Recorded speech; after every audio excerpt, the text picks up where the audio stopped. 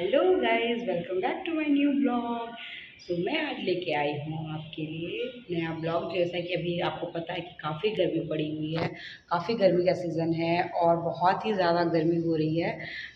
मैं लेके आई हूँ पापा का इंटरव्यू देवघर.com वालों ने मीडिया वालों ने लिया था। तो मैंने भी उसका क्लिप कुछ लिया है, तो मैं आपको वो दिखाऊंगी और कैसे गर्मियों में अपने आप को और अपनी फैमिली को प्रोटेक्ट कर सकते हैं आप।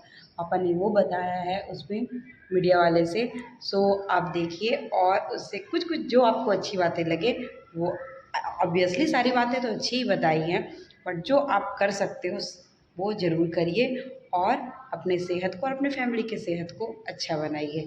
चलिए लेके चलती हूँ मैं आपको पापा के इंटरव्यू में। बहुत धन्यवाद। आप बराबर अपने चैनल के माध्यम से हमें लोगों तक पहुंचाते हैं, इसके लिए बड़ी खुशी है और आज भी आप आए हैं, इसके लिए मैं बहुत खुश हूँ। बिल्कुल डॉक्टर साहब, सबसे पहला सवाल है कि अभी इस गर्मी में लोग कैसे जिएंगे, मतलब कैसे रूटीन को अपना रखें कि वो जीवन शैली अच्छी तरीके से जी पाए। जी हाँ, ये बहुत मौजूद प्रश्न है और समय अनुकूल है।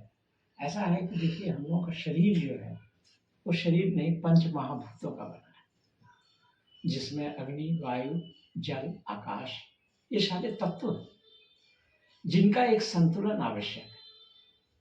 और यह संतुलन हमेशा मौसम के अनुसार बनता और बिगड़ता है, भोजन और जीवन शैली के आधार पर बनता और बिगड़ता रहता है। हम लोगों को इस गर्मी में मुख्य रूप से जिसका अभाव होता है वो है जल तत्व। जल तत्व हमारे शरीर का 70 से 75% अंश जो है वो जल का है और जल की अभी कठिनाई हमारे शरीर में होती है।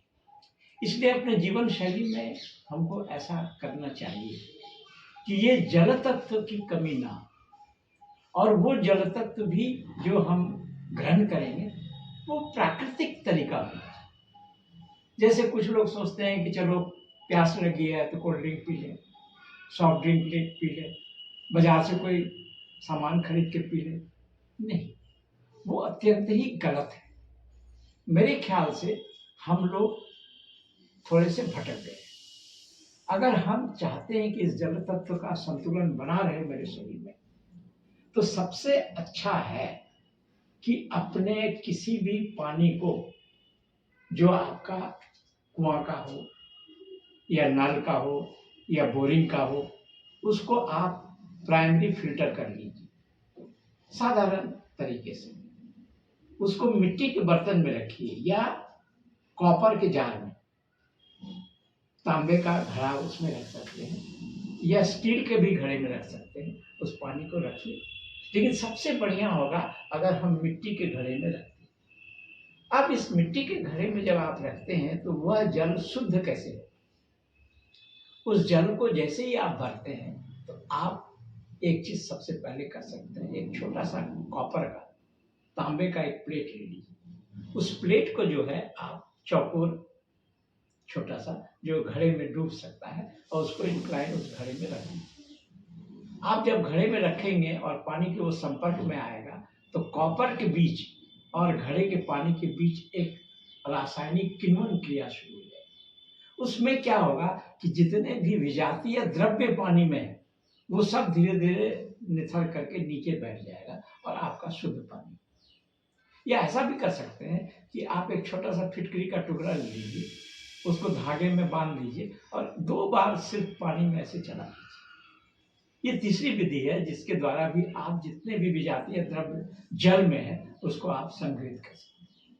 तो ये एक तरीका है। और एक तरीका है दूसरा है कि हमारे प्रकृति बड़ी दयालु है, वो अपने मौसम के मुताबिक फल, फूल, सब्जियां तैयार। आप कभी नहीं देखे होंगे कि जाड़े के दिन में तरबूज मिलता है, खीरा मिलता है। अगर मिलता भी होगा तो वो भले हाइब्रिड हो या कहीं से आयातित हो, लेकिन मौसम में ककड़ी, तरबूज, खीरा, ये सारी चीजें जो जल से भरा हुआ है, जैसे तरबूज अपने आप में एक नायाब चीज है। उसका सेवन अगर प्रतिदिन आप भरपेट करके करते हैं दिन में, तो वो जल तत्व की कमी और प्लस जितने भी मिनरल्स हमारे शरीर को चलाने के लिए जिन जिन चीज़ों की जरूरत होती है वो उसमें भरपूर नहीं। उसी तरह खरबूजा है, तरबूजा है, ये सारी चीज या खीरा है, इन सब चीजों में जल तत्व की बहुत अधिकता है। उसके साथ साथ जितने भी हमारे फल हैं उन फलों में देखिएगा कि स्वतः उसके अंदर में उसकी आणविक संरचना में जल तत्व की अधिकता है। इसलिए इस मौसम में जरूर जल तत्वों का सेवन करना। यही नहीं, हम लोग हमेशा से शुरू दिनों से दूध और दही का सेवन करते हैं। दूध और दही में जल तत्व की अधिकता होती है। इसलिए अगर आप दूध और दही के किसी प्रिपरेशन को करते हैं तो दूध अगर हो तो दूध का सेवन किया जाए, उसमें काफी मात्रा में जल तत्व होता है जो हमारे। दूसरा सबसे बढ़िया है कि अगर दूध को आप दही में जमा लेते हैं और दही में जमा करके उसका अगर हम लस्सी बनाते हैं या छाछ बनाते हैं, बढ़िया है। खाना खाने के बाद अगर पानी मिला करके थोड़ा दही को पतला कर लें, उसमें थोड़ा सा काला नमक और थोड़ा सा जीरा बोक के डाल दें और वो 1 गिलास पिए तो आपके पाचन को भी मदद करेगा, प्लस आपके शरीर में जल तत्व की जो कमी हो सकती है उस कमी को अच्छी तरह से प्राकृतिक ढंग से पूरा करने की क्षमता रखती है। यही नहीं, अभी हम लोग के मौसम में देखिए सब जगह मिल रहा है ग्रीन कोकोनट, जिसको डाल दो, हरा नारियल।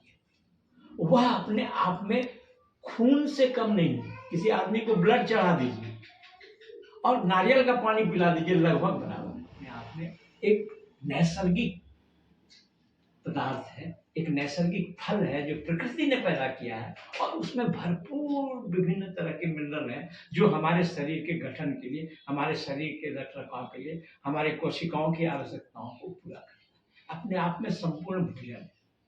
इस तरह से ऐसी चीजें जो है इसका सेवन गर्मी में जरूर है। और दूसरा, कोशिश करना चाहिए आदमी को कि हम प्रतिदिन सुबह ब्रह्म मुहूर्त में जगें। अगर ब्रह्म मुहूर्त में नहीं जग सकते हैं तो कम से कम इतना तो हम कर सकते हैं कि सूरज जब उग रहा है तो उस समय जगें और उस समय जग करके हम थोड़ा धूप का स्नान करें।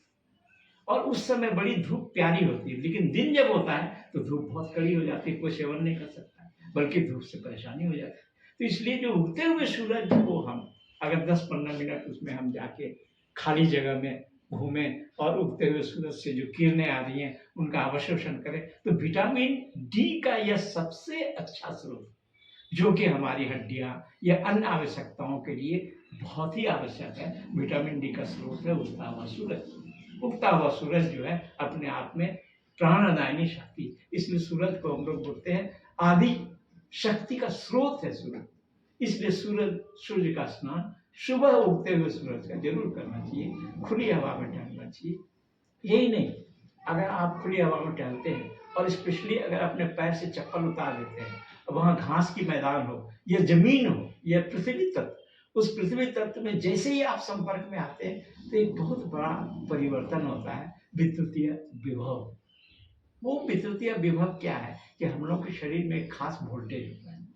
जब ये वोल्टेज बहुत ज्यादा बढ़ जाता है मौसम के परिवर्तन के कारण, गर्मी के कारण, विभिन्न तरह के असंतुलन के कारण, मानसिक और भोजन के असंतुलन के कारण, तो अगर हम जैसे ही पृथ्वी पर पैर रखते हैं तो पृथ्वी जो है धीरे धीरे वोल्टेज कम करने लगती है और वो वोल्टेज गिरने लगता है और बहुत नीचे आ जाता है। एक संतुलन की अवस्था शरीर में वोल्टेज का है।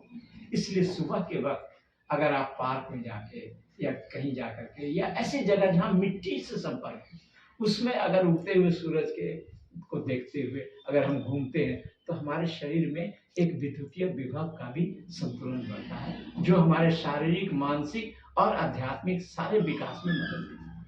ये कुछ चीजें हैं जो सोचना चाहिए।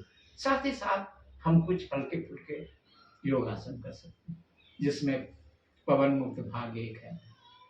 जो यंग लोग हैं वो सूर्य नमस्कार कर सकते हैं, सूर्य के सामने, उगते हुए सूर्य के सामने खड़े होके 1 या 2 राउंड, कम से कम 5 राउंड भी अगर कर लेते हैं तो उनके लिए अनफ है। उनको सूर्य से सारी शक्ति मिलेगी और उनके शरीर में रक्त का संचार बढ़ेगा, हार्मोन का संतुलन होगा, शरीर की मांसपेशियों में एक शक्ति आएगी।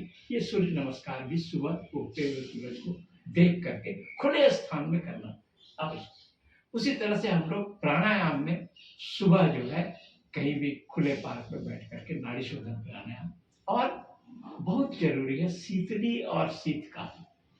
शीतली और शीतकारी ऐसे प्राणायाम है जो मनुष्य के शरीर में शीतलता पैदा करते हैं। इवन हाई बीपी वाला आदमी अगर शीतली और शीतकारी का प्रयोग करे तो उसका बीपी भी लो हो जाता है, बीपी संतुलित हो जाता है, और हमारे शरीर में जो आकस्मिक एक ऊर्जा का या ताप का ये होता है वो कम हो जाता है। उसी तरह से किसी को फीवर आ जाए, लू लग जाए, तो कुछ नहीं, आप जो मौसमी है उसका रस थोड़ा सा ग्लूकोज में मिला के दिन भर पिलाइए, उसका फीवर खत्म हो जाएगा, लू का असर खत्म हो जाएगा। उसी तरह से अभी आम निकल रहा है, आम का पन्ना वो बहुत ही अच्छा है लू को मारने के लिए। आम का पन्ना, और कभी कभी तो लोग प्याज का चटनी बना लेते हैं, उसको शरीर में लगाते हैं, या आम का चटनी बना के शरीर में लगाते हैं, तो इससे क्या होता है उनके शरीर का जो ताप है या लू का जो प्रभाव या लू के चलते जो उनको परेशानी होती है वो ठीक होता है। इस तरह से जल जीरा बहुत ही अच्छा पेय है जो पुरातन काल से चला आ रहा है। किसी के यहाँ पहले जाते थे तो या तो लस्सी पेश करते थे, दूध पेश करते थे, या गर्मी के दिन में जल जीरा का, तो जल जीरा का सेवन करें। लेकिन अभी तो हो गया किसके यहाँ जाओ तो फ्रिज से खोल के आपको थम्स अप कोल्ड ड्रिंक देंगे जो कि पॉइजन है, जहर है, क्योंकि उसमें इतने प्रिजर्वेटिव मिले होते हैं कि किसी भी आदमी के लिए जहर पीने से अच्छा है कि वो ना पिए। जहरीला इतना है क्योंकि उनमें ऐसे सारे तत्व हैं जो कि आदमी के शरीर को कभी स्वस्थ रख ही नहीं सकता। इसलिए पैसे दे के अगर जहर खरीदना है तो कोल्ड ड्रिंक पीजिए। अभी बेल आ रहा है मौसम, मैं जब भी जाता हूँ देखते हैं बेचारे गाँव वाले लोग बेल लेके बैठे, आप 10 रुपये का एक बेल खरीदिए, पूरा परिवार बेल का शरबत पिला के दिन में पतला बढ़ाइए। देखिए आपका, अगर इस महीने में, गर्मी के इस महीने में बेल का शरबत अगर लोग रेगुलर पी ले तो पेट संबंधी बीमारी तो उसको साल भर होगा ही नहीं। ये सारे कुछ छोटे छोटे टिप्स हैं जो कि गर्मी को या जल तत्व की अधिकता जो हमारी कमी हो जाती है, असंतुलन होता है, शरीर में जो ताप का असर होता है, मौसम में जो इतना ताप है उसको हम संतुलित करके कैसे ठीक कर सकते हैं, ये नैसर्गिक उपाय है। बिल्कुल, आपको बहुत बहुत धन्यवाद, आपने इतना समय दिया इसके लिए। आपको बहुत धन्यवाद। आपके माध्यम से जन जन तक हम अपना संदेश पहुंचाते हैं और इसके लिए मैं आभारी हूं, और आशा है कि जो भी इसको सुनेंगे कम से कम अपनी जीवन शैली में नैसर्गिक चीज़ों का उपयोग करेंगे, और जितने भी कोल्ड ड्रिंक है, फास्ट फूड है, उसका बहिष्कार करें। ये सबसे बड़ा मेरा आपसे बिल्कुल, आप सबों को बहुत बहुत धन्यवाद।